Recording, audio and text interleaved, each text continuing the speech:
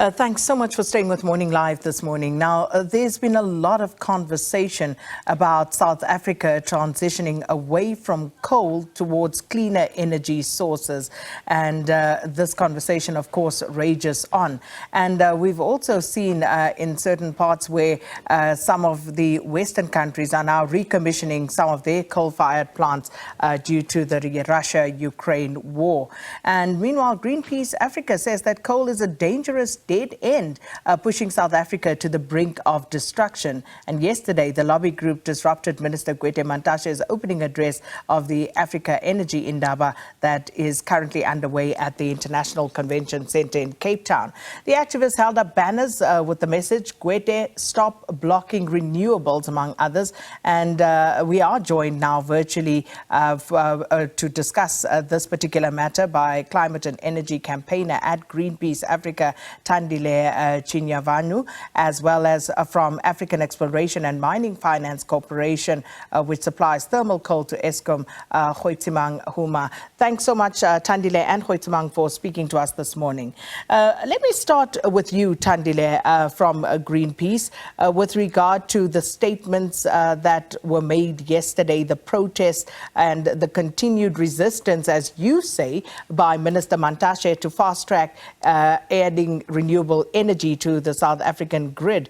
The minister obviously debunking that, saying that that is not the case. But let's talk about your stance and why you feel that coal is a dangerous dead end for South Africa, as you put it.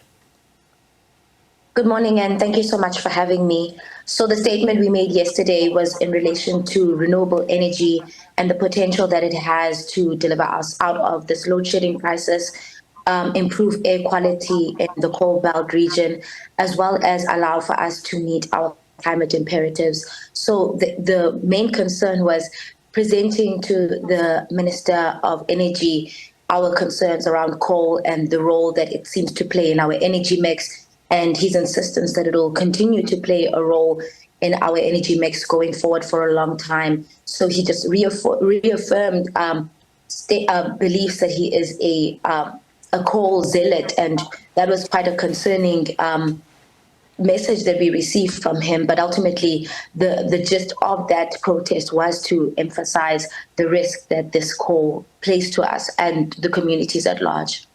So by describing the minister in the way in which you did, I imagine you are essentially stuck on the fact that he is, in a way, saying that coal is not going anywhere in the near future, but saying that we have to still have coal-fired power stations. We need coal energy to stabilize the grid, but he's not necessarily against renewables. Is that not a more accurate way of positing this? Or are you just seeing the one side of this, which is coal and the fact that there will be a continuance with coal? I mean, the minister, for one, said that we need to invest in cleaner, technology for cleaner coal. Does that not make a difference at all? Well, the reality is that we are far behind our decommissioning schedules on some of the power plants that have reached their end of life. And we have not brought on the renewable energy that was envisioned in the integrated resource plan. So that is in contradiction to what the minister has said. That is just the fact that we are far behind what we had committed to do by this point. The minister, besides just being very much in support of coal, has in the past stood in the way of renewable energy projects. And as he mentioned yesterday, Greenpeace Africa was responsive to that lifting of the cap on the renewable energy projects, and we did welcome that decision. But if everyone recalls well, it was something that even a week before the minister was refusing to do, and ultimately it was the President Ramaphosa that was able to make that determination. Well, we'll come back to that. But I want to bring Goitsemang into the conversation as well. You said yesterday, Goitsemang, that South Africa should find ways, but not compromise what we have and not be stuck on these environmental issues, which is, of course, in stark contrast to what Thandile just said. But how do we actually strike that balance? Thank you, Leanne, and morning to the listeners, and thank you for this opportunity.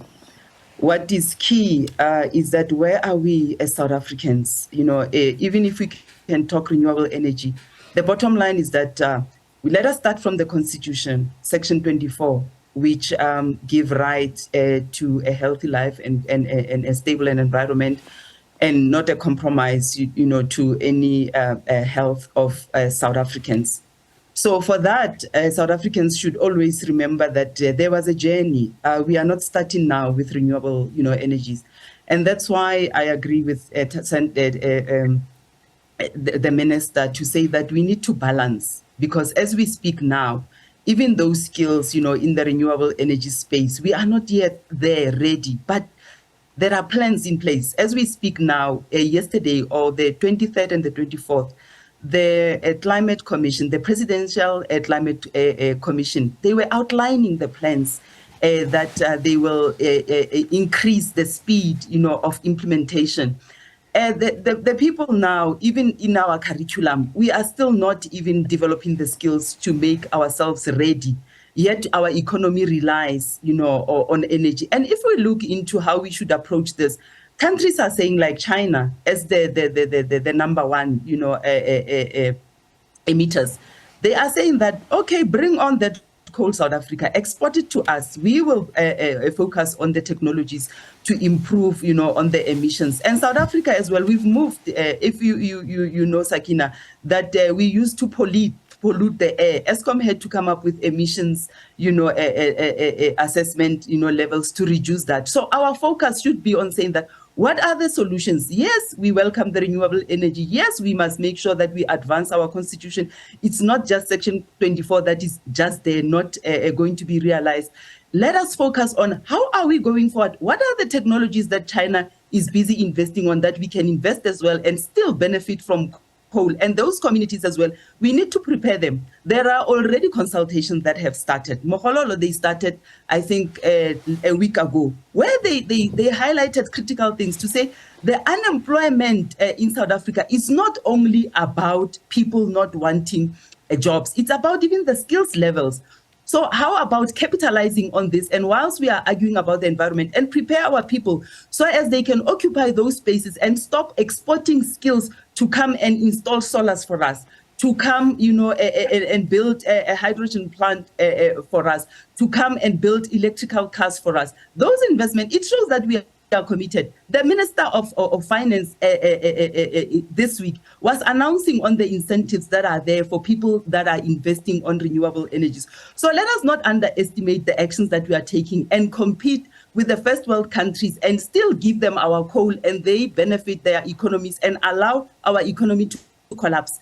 Can we be sensible enough and understand that if when I speak now in Kunu, Mamdlamini, it's not even enjoying that coal. The revenue that we are generating through export coal, it's not even being enjoyed by the ordinary South Africans. And now just going away from coal without a plan, without understanding that it has to be equitable outcomes out of this just, you know, transition plan, we will just not be South Africans. We will be anti-South Africans and focus on the world, what is doing. Thank you. So, Thandile, let me come back to you with regard to where we find ourselves right now as South Africa.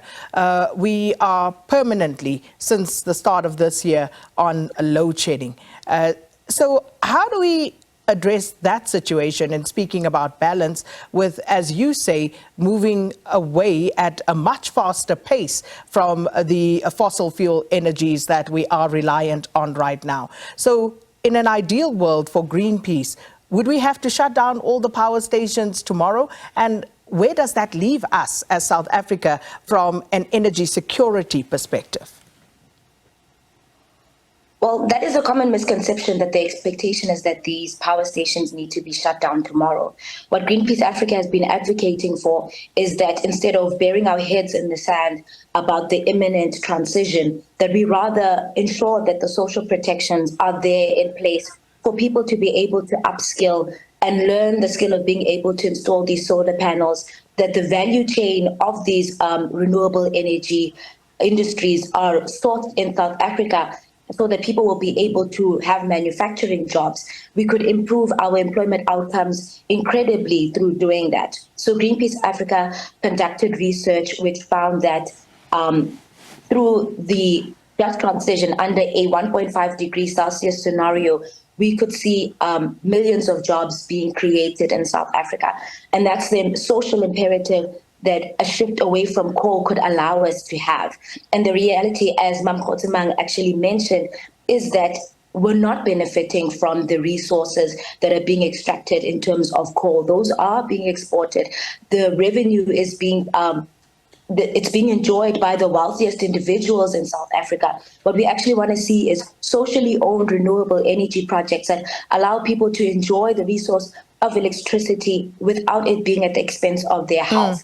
So something that we've seen recently is the deadly air case, which found that the Highveld region has extremely high levels of air pollution, and the Minister of Environment was compelled to do something and ensure that they improve and clean up the air in this area. Because the reality is that South African government has allowed for years for industry and specifically Eskom to flout our minimum emission standards when it comes to air pollution. In the moment right now, we're seeing Eskom with an application right now to have exemption from these minimum emission standards. And the communities in these areas are the ones that bear the brunt from it. In 2019 as well, Greenpeace Africa released research that found that Eskom was responsible for 3,300 deaths annually as a result of the complications that are associated with air pollution, ranging from cardiovascular disease, neurological diseases. They are responsible for killing South Africans. And even just this month, more research was released to find that in the coming years, Eskom is going to be killing upwards of 80,000 people as a result of the air pollution from their plants. So the minister continues to peddle this idea of clean coal. That does not exist. There is no such thing as clean coal. What he's speaking about is retrofitting the plants with a desulfurization technology, and ultimately it is not enough. It does not prevent the emissions that are contributing towards the climate crisis, and it does not capture everything. The communities would still be experiencing the air pollution that is associated with coal. So the minister needs to stop peddling this idea and misinforming South Africans into believing that there's such a thing and that they would be willing to even do this, because a lot of these companies have not done so to date because it is excessively expensive. And for them, it is just easier for them to continue to pollute without interference from the government. I want to give Goitsemang an opportunity to respond, but just before she does, those millions of jobs that are likely to be created, just speaking to the renewable energy projects that are currently underway in South Africa, how many people are being employed through these initiatives at the moment?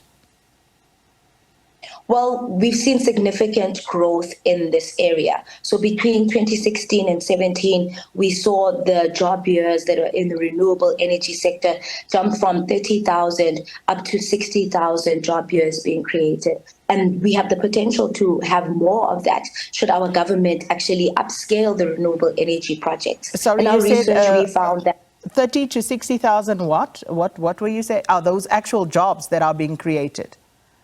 Job years. So that would be full-time equivalent employment. So actual jobs? Yes. All right. Let me give Goitsemang an opportunity to respond. Thank you, Sakina. The exciting part is that there will be jobs created, and there are jobs created already. But I'm still saying that let us not even talk equity in this country or equality, because we are really struggling, because the very same jobs that are being created look at the greater population of this country, if they are really benefiting. My emphasis is still going to say that, can we really prepare for South Africans to benefit? because those who have been worse off, they are worse off now, and they will be worse off because they won't be prepared. They won't be given the opportunity to be developed around those skills. I'll just give you one example. I've been looking for alternative energy supply, personally. All the people that are giving quotations that are coming to my house are white males, not even females. And I'm still saying that the very same approach that we are now embarking on, it's going to disadvantage the greater part of the South Africans, being black females, and the youth. And if you look into even our curriculum is not preparing us for renewable energy. Even the sectors that have now embarked on training facilities for renewable energies are not really cheap and are not even known to the South Africans. So all what I'm saying is that it's good to say that let us secure health of our South Africans, but let them die out of poverty. And whilst we are on our journey for renewable energy, let us just look at the West, what they're doing, and then compete with them and forget that we are contributing 0.4% of the emissions, and we are really working hard, and there are plans in place that are going to be taking us there. And forget about where Mam Dlamini is at the moment and where Mam Dlamini's grandchild, who is in Kunu, who doesn't even have the technology to see the positions that we are advertising when we are in urban areas. We forget about the rural. So I'm saying to the South Africans, I'm going to appeal as well to say that fine, we are going the route of renewable energy, but can we prepare so as everybody can benefit, not even everybody, so as the poor of the poorest can as well be a part, of this value, mining value chain, and let them enjoy what is going to come out of this renewable energy, strategy. Other than us saying that, okay, China is doing the following, therefore we will compete with China, US and Russia, knowing very well that they are the main contributors when coming to 90%, of emissions of CO2 is the Chinese who are doing that. But are they prepared to stop, their coal fired power station? No, they are actually focusing on the solutions. I'm going to appeal to the South Africans that can we focus on this? Can we prepare our people with skills? So as we stop talking about the unskilled, unprofessional, the semi-skilled, and still the renewable energy is going to position them like that. Can we approach this in a manner that we are human and we are looking after South Africans, not after the world, and make sure that even our constitution is being realized and South Africans enjoy?